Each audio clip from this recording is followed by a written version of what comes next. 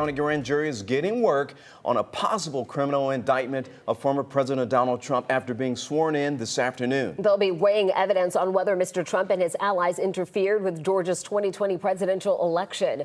11 Alive's Doug Richards breaks down what's at stake. This is the second step in a process that could put the former president in a Fulton County courtroom as a defendant in an election interference case. About 100 potential grand jurors appeared at the Fulton County Courthouse today, out of camera range. About half of them picked to serve on 2 grand juries. One of those grand juries could spend a few weeks in July and August hearing evidence in the Trump case, says former DeKalb District Attorney Robert James.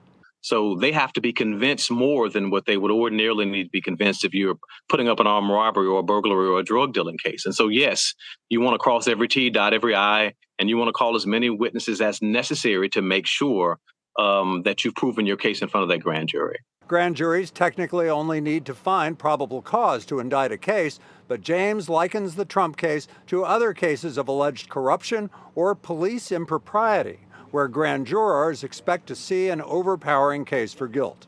The Trump case is based on a phone call he made in 2021, asking the Georgia Secretary of State to find more than 11,000 votes that weren't cast for Trump to tip the state away from Joe Biden.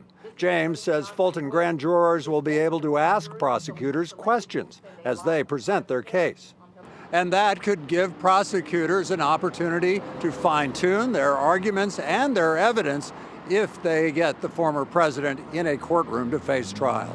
At the Fulton County Courthouse, Doug Richards, 11 Alive News. Fulton County District Attorney Fonnie Willis and her team are considering a wide range of potential charges.